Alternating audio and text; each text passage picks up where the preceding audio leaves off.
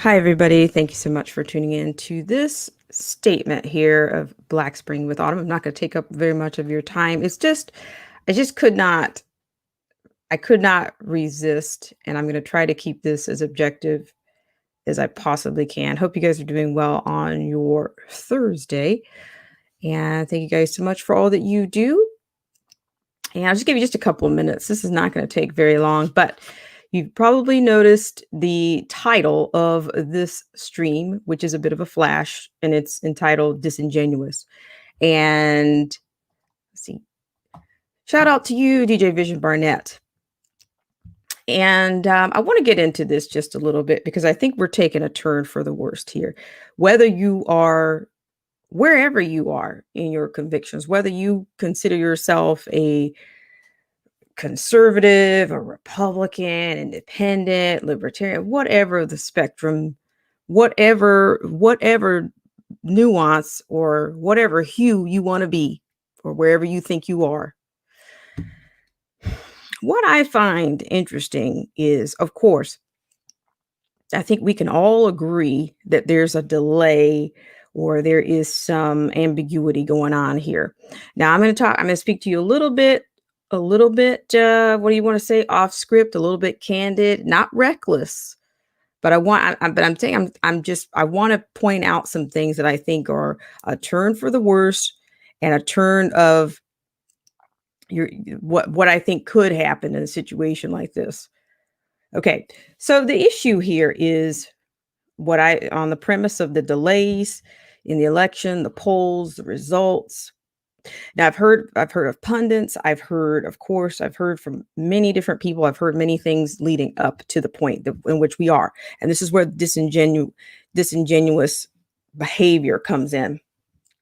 Now, I'm going to give you the logic. I'm going to try to connect these dots. But for one, it seems that people are kind of drawing down what they see so far. We don't have the stats. I think that's fair. We don't have the stats we don't have a composite on the stats of who voted for whom. But it looks like they're all the pundits, if you want to call them the shills, the media, they're already analyzing it.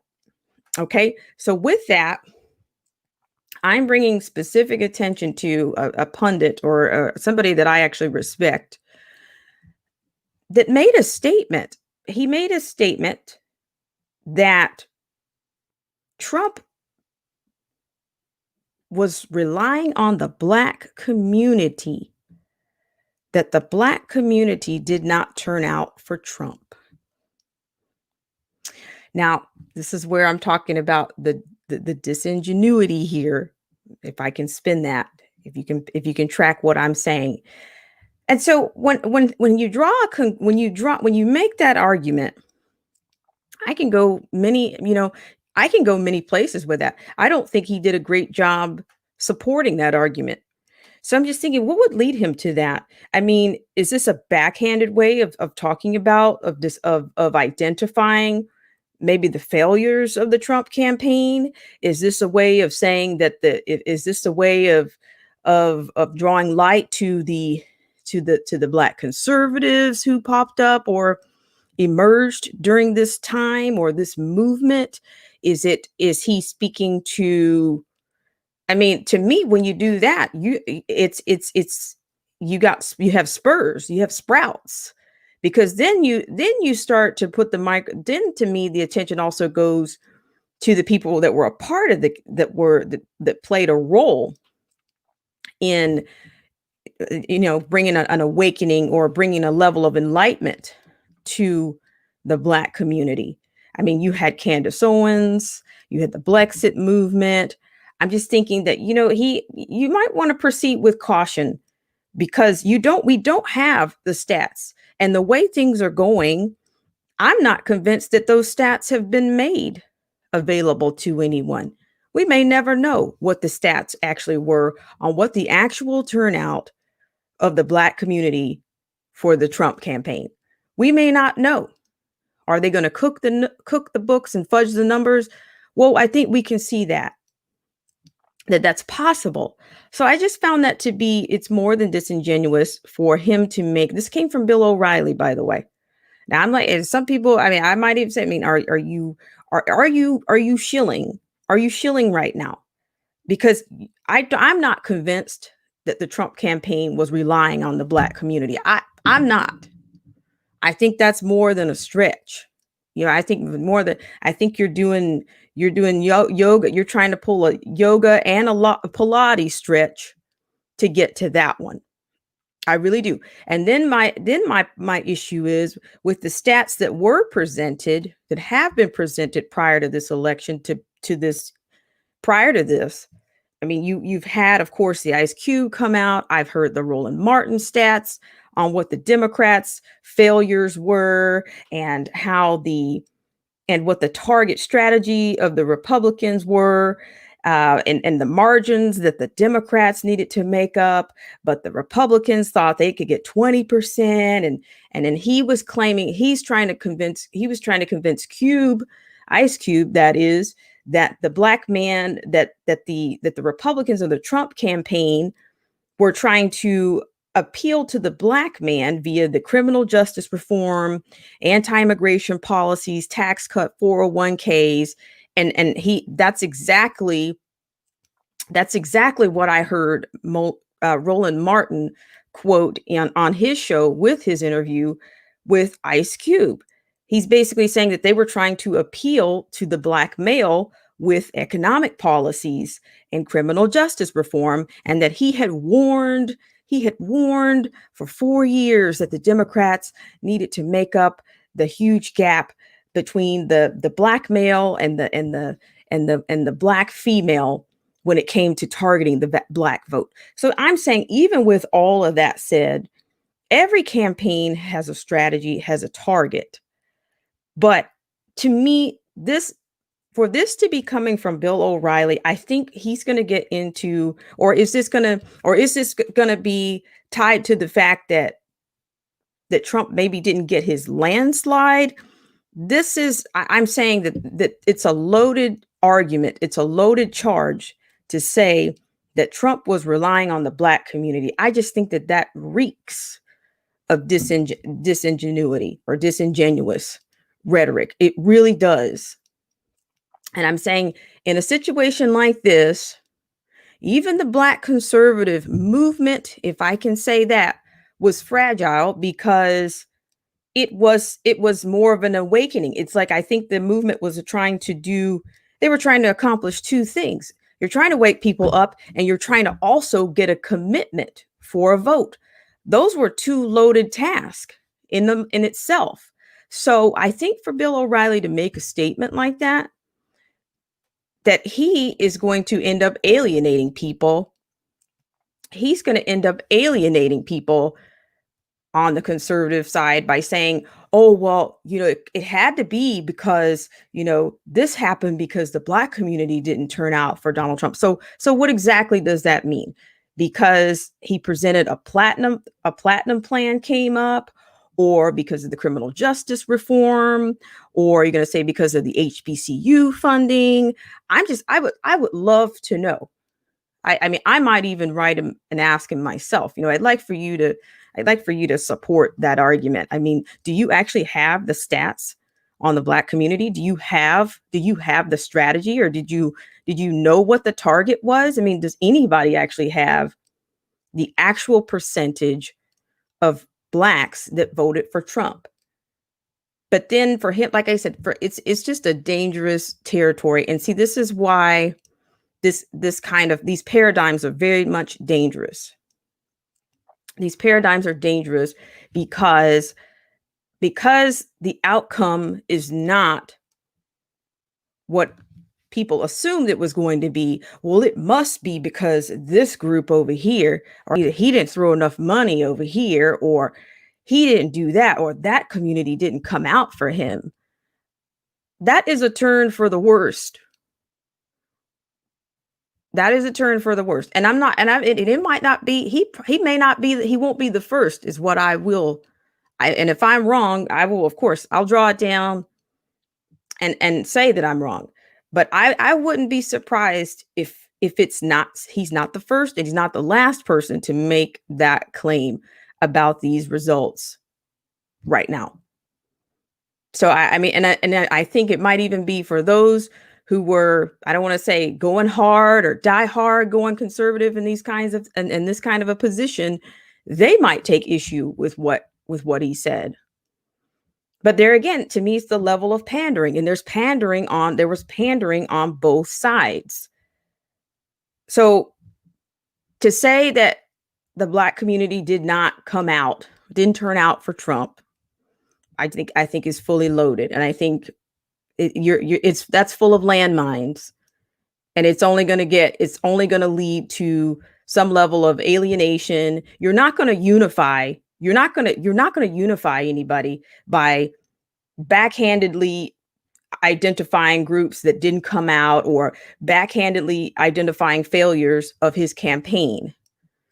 Do I think his campaign had some flaws? Yes. Do I think his campaign do I think he needed some more organic? He needed organic and more grassroots in his target. If the Black community was what he needed to turn out, I do. I think he needed more organic and grassroots.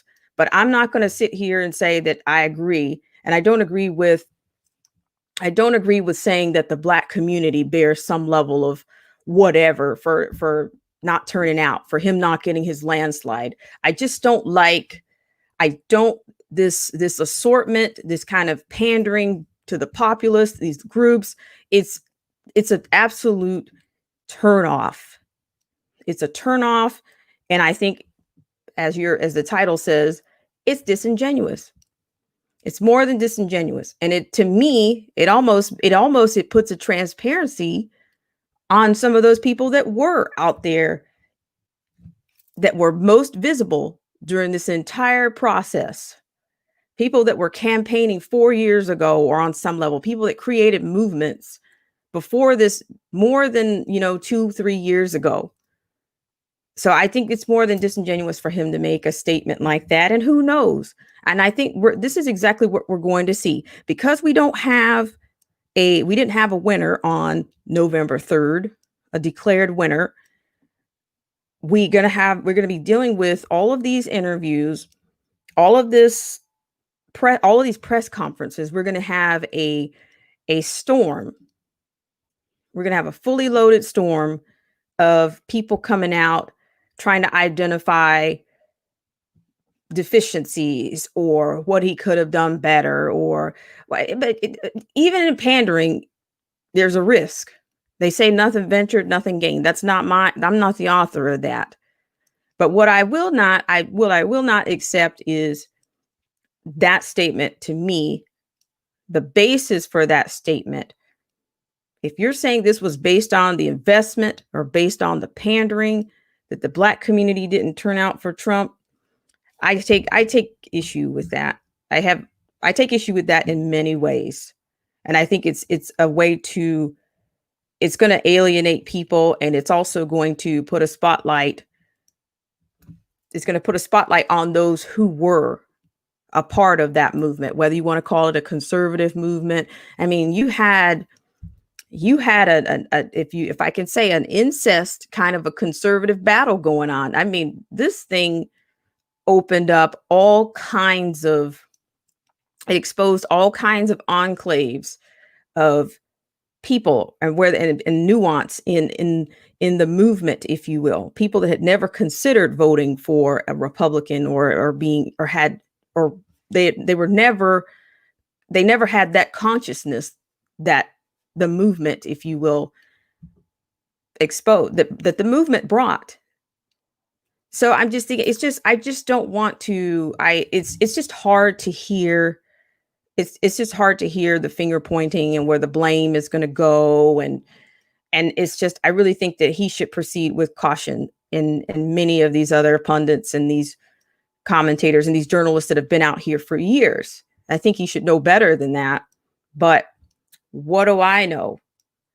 I just know that you're really not, I think you're really not in a position for people to be disingenuous on the conservative side. That's really no better than the mainstream media. If we've got an entertainment industry or the 7 major networks that are running the roost, and then we have conservatives or Republicans or those leaning right leaning making those kinds of statements, then you're really not doing you're offering the same kind of conjecture, or you might be considered shilling like the other side. So I just think, he should just proceed with caution on that. So I really appreciate you guys for coming in on this bit of a flash stream. But I'm just saying, I'm not surprised. And I'm thinking we're probably going to see even more. There's all kinds of things that are going to be said. And of course, I've talked about this before. I was saying this is a good time to journal about the happenings or the developments during this viable election and the process that we're seeing, the fraud. See, that's why I'm saying, because his story is going to tell a much different story than what's actually happening, what's happened on ground zero. So, and then the other part of the disingenuous segment here is that the amount of surprise, I don't know, is the American memory that fickle? Are we that fickle that we can't?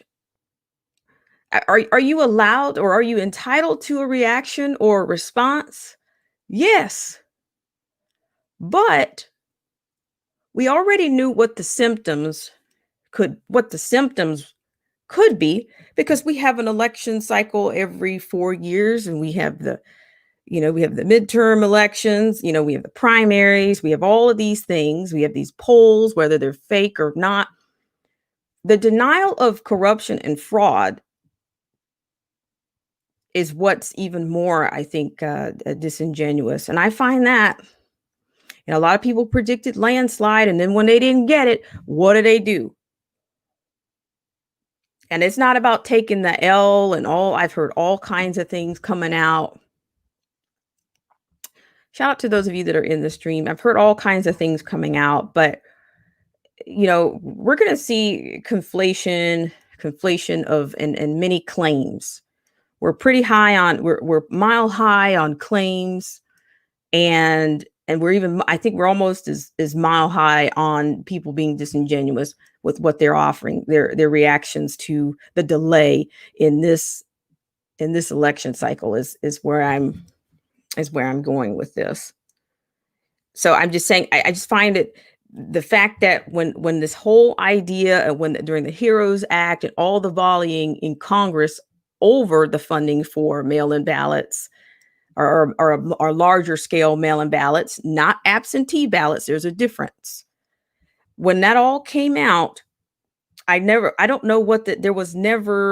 sure what efforts were made to stop that. I don't know if there was anything legally, if there was legal recourse that could have slowed that down, or because they didn't get the money that they were volleying for. I was thinking that maybe they would let it go, but I don't know on the legal recourse, or what could have subverted the whole process. I mean, but see, this is the thing. And then you had the mother, Hillary Clinton, came out and co-signed, mass mail-in ballots, they're fine. It's fine. And of course, you've got around the state, I've even heard it myself in the public that, there were commercials, there's no evidence of voter fraud. And this was quoted by the Heritage Foundation. They posted quotes that there was no evidence of voter fraud from the Heritage Foundation. Now, that fact checked, I think, needs to be fact checked. For the Heritage Foundation, I think that's where it begins. However, I do find it disingenuous, the amount of denial, the denial of the corruption and the fraud. Nobody wants to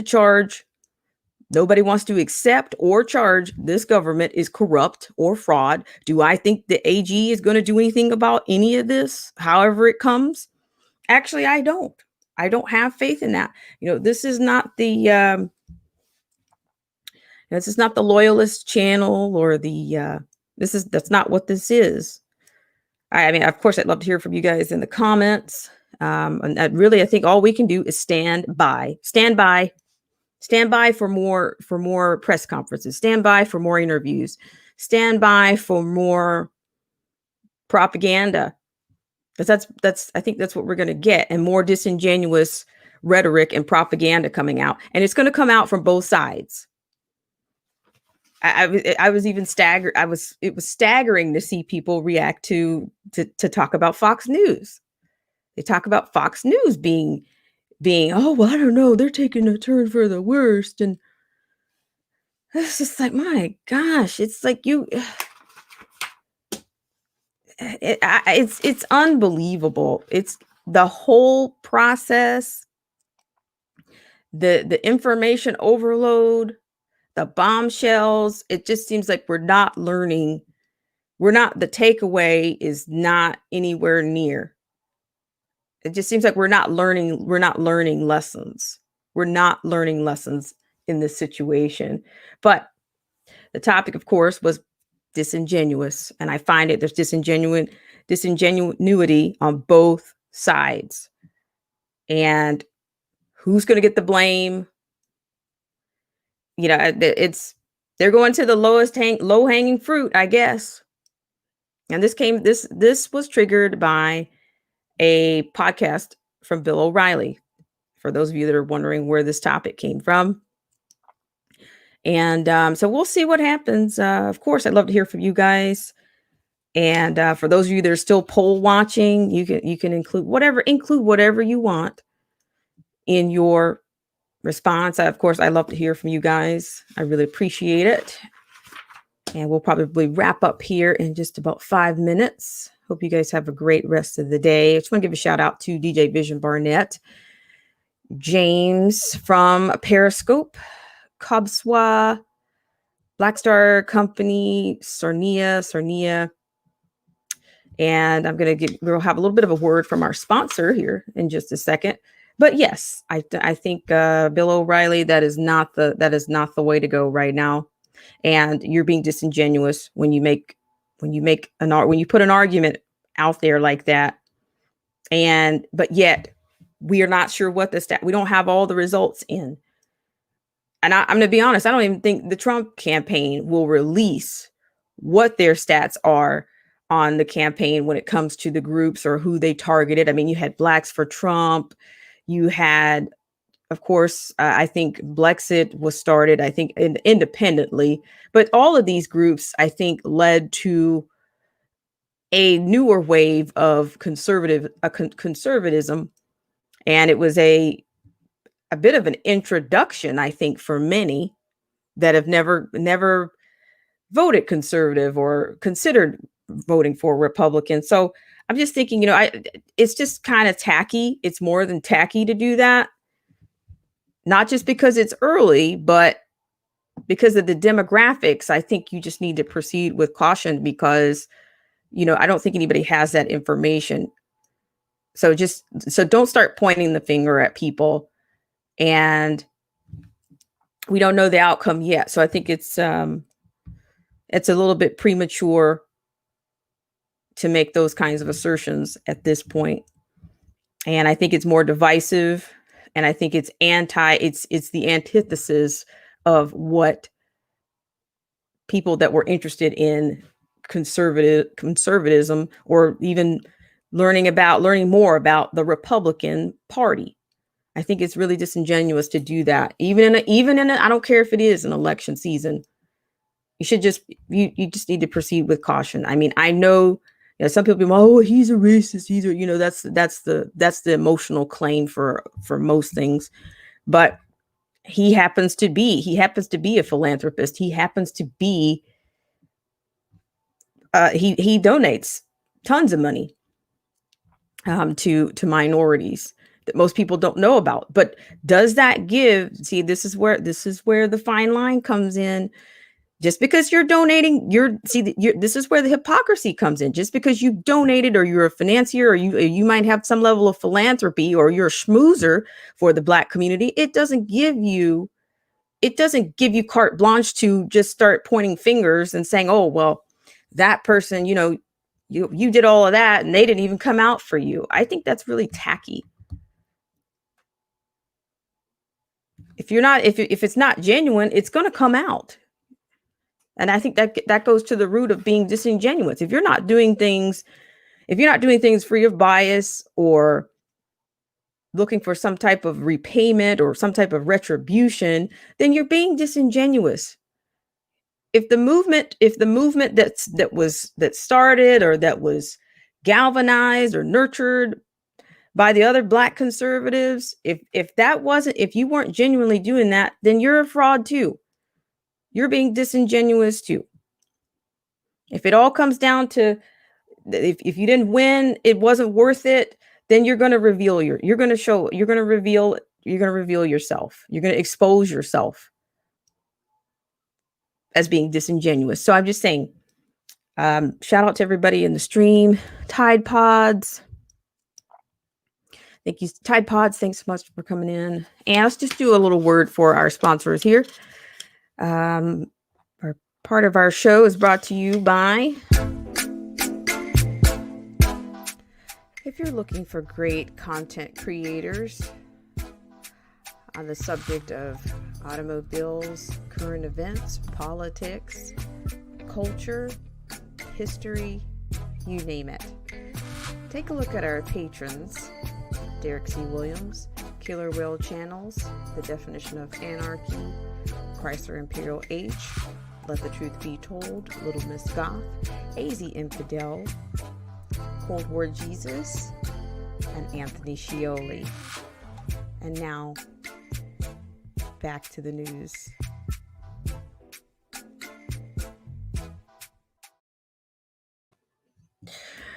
All right, guys, I want to thank you guys so much for coming in on a bit of a flash. And I know everyone is standing by out there, but if you're standing by, you never know what you're going to get. And you never know which side it might come from.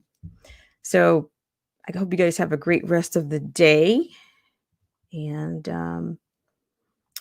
I look forward to seeing you guys again, of course, in the next live stream, the comments section, a moonlight stream, or video. Have a great rest of your Thursday.